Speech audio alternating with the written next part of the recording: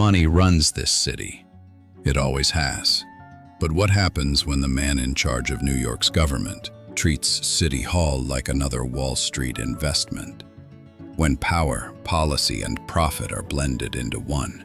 In the mid-1800s, New York was exploding with immigrants, shipping wealth, and political rivalries.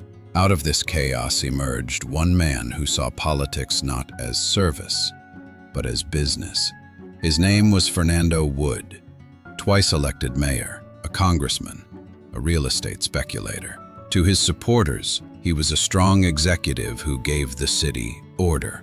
But history remembers him as Wall Street's mayor of corruption, a man who sold contracts, brokered favors, and even considered pulling New York out of the Union itself. And his story matters today, because the dilemmas we face with money in politics, lobbying, and backroom deals are not new. Fernando Wood wrote one of the first chapters. Fernando Wood's story doesn't begin in the halls of power. It begins in Philadelphia, 1812. The son of a tradesman, raised without great wealth or privilege. Like so many who would shape New York, he arrived not with a legacy, but with ambition. By his late teens, Wood was already dabbling in commerce, shipping, real estate, small trades. He was restless, moving from one deal to the next. New York in the 1830s was the perfect laboratory for this kind of ambition. The Erie Canal had just transformed the city into America's premier port. Merchants, bankers, and speculators were making and losing fortunes almost overnight. Wood quickly proved he had the instincts of a broker. He wasn't building businesses from scratch. He was trading, flipping, speculating in real estate and shipping lines. If it could be turned into money, he had a hand in it. But commerce alone wasn't enough. He saw something bigger, politics as the ultimate marketplace. The votes, the offices, the city's contracts, all could be negotiated and packaged like any other asset. By the early 1840s, Wood was aligning himself with New York's Democratic Party, especially its working-class base. He spoke the language of the people, always with an eye on how their votes could translate into power. Here, Fernando Wood made his first real investment, not in land or ships, but in influence. By the 1840s, Fernando Wood had made a modest fortune, but more importantly, he had built connections. New York was split by political machines, rival Democratic factions, Whigs and nativists. To survive, you needed allies, and Wood knew how to trade favors like stocks on an exchange. His first big play came in 1850 when he ran for mayor. He lost, but even in defeat, he learned the terrain, how immigrant votes could be mobilized, how ward leaders controlled neighborhoods, and how money greased every step.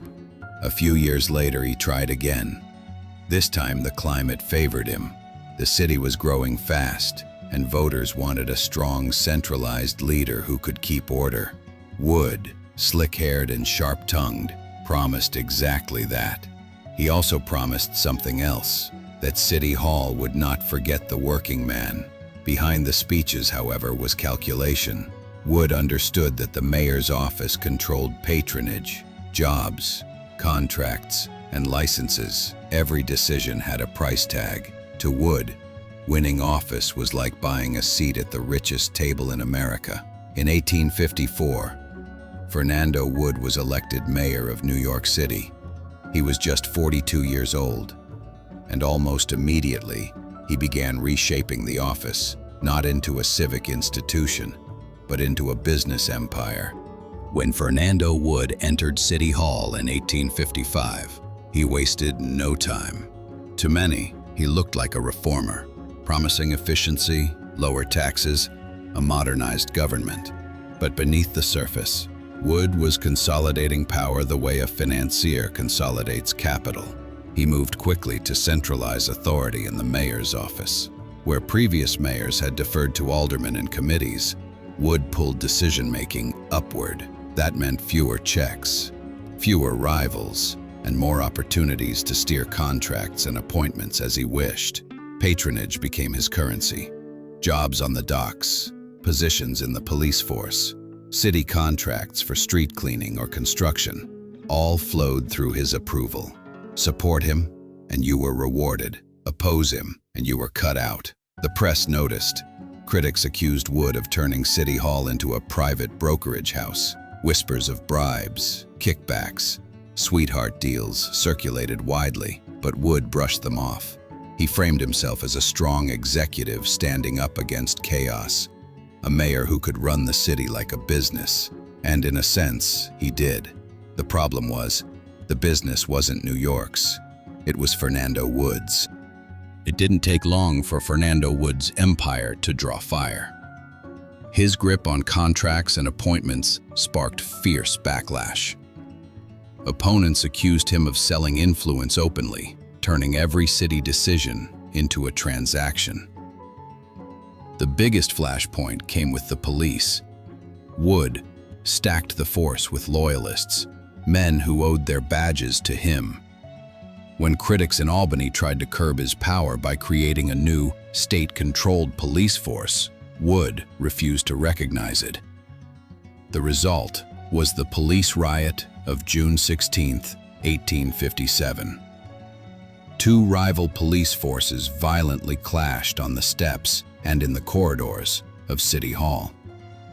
The press had a field day. To reformers, Wood wasn't a mayor, he was a despot running a racket. Editorials blasted him as corrupt, manipulative, unfit for office. Even some Democrats recoiled at his brazen style. And in 1857, the backlash caught up to him. Wood lost his re-election bid. For a moment, it looked like his career was finished, just another political gambler who flew too close to the sun.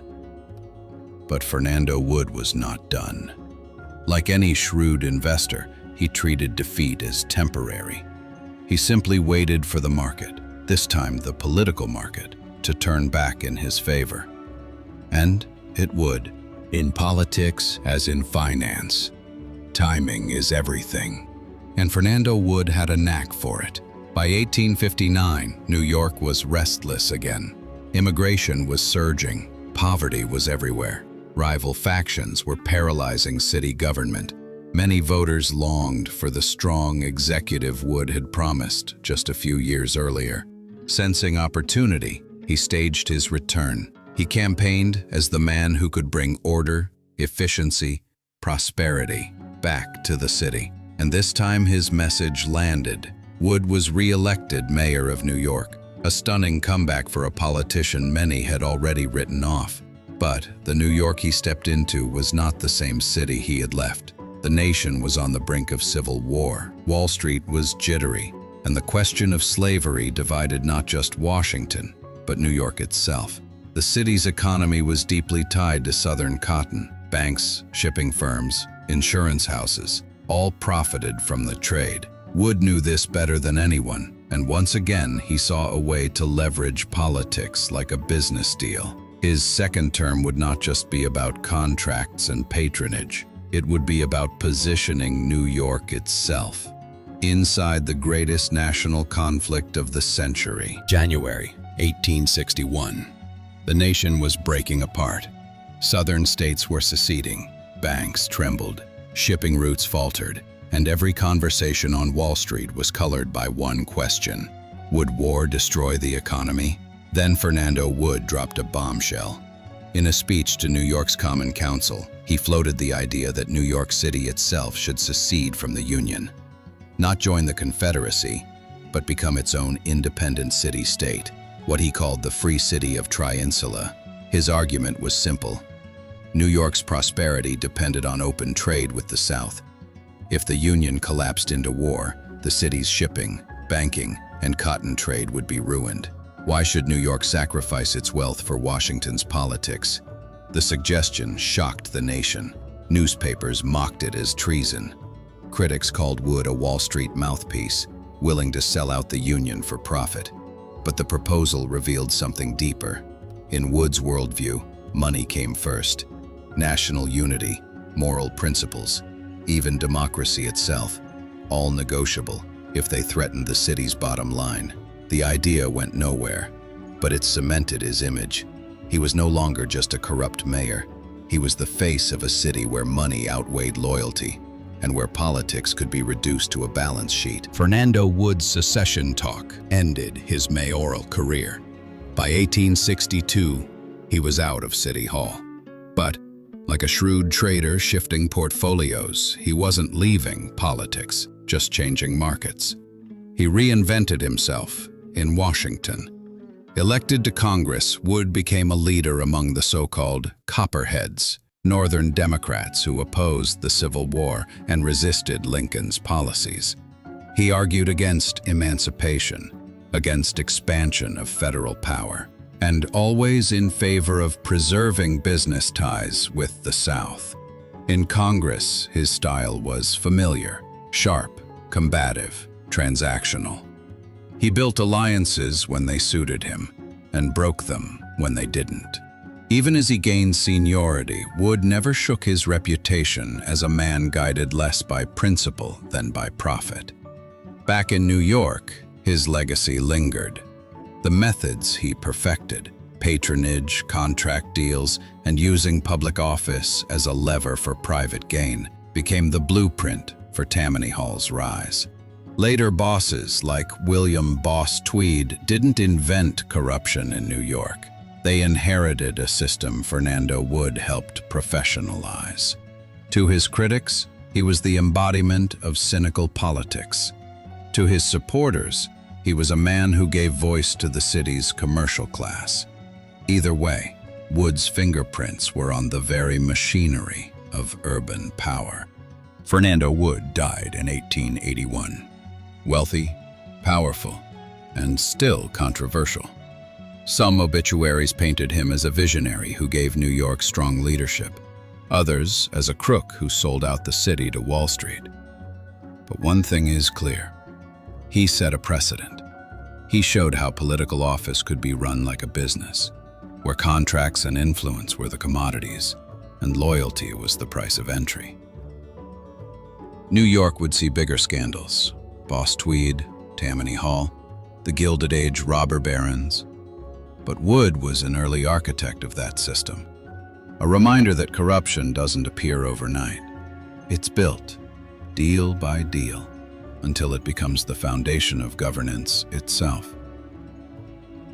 And when we look around today, at lobbying, insider deals, or political campaigns bankrolled by billionaires, it's hard not to miss the echoes. The questions Wood forced on New Yorkers 160 years ago are the same ones we wrestle with now.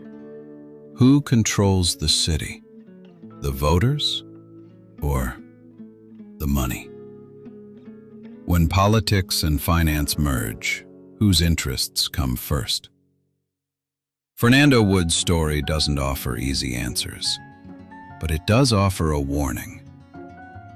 Every time public office becomes private business, democracy pays the price. Corruption thrives where money and politics intertwine. Without checks, influence becomes currency. Speculation can build fortunes, but it can also erode trust. Wood's deals mirrored Wall Street's risks. Public office as private business undermines democracy. The city served his profit, not its people. Financial crises reveal true motives. In panic, Wood protected wealth first, unity last. Corruption leaves a blueprint. Systems outlast individuals. Wood's methods paved the way for Tammany Hall, and history echoes today. Fernando Wood is long gone, but his dilemmas remain. Campaign financing, lobbying, revolving doors between Wall Street and Washington. The same questions resurface, with new names and new faces. His story reminds us that money in politics isn't just a history lesson. It's an ongoing negotiation over who really governs, the people or the money.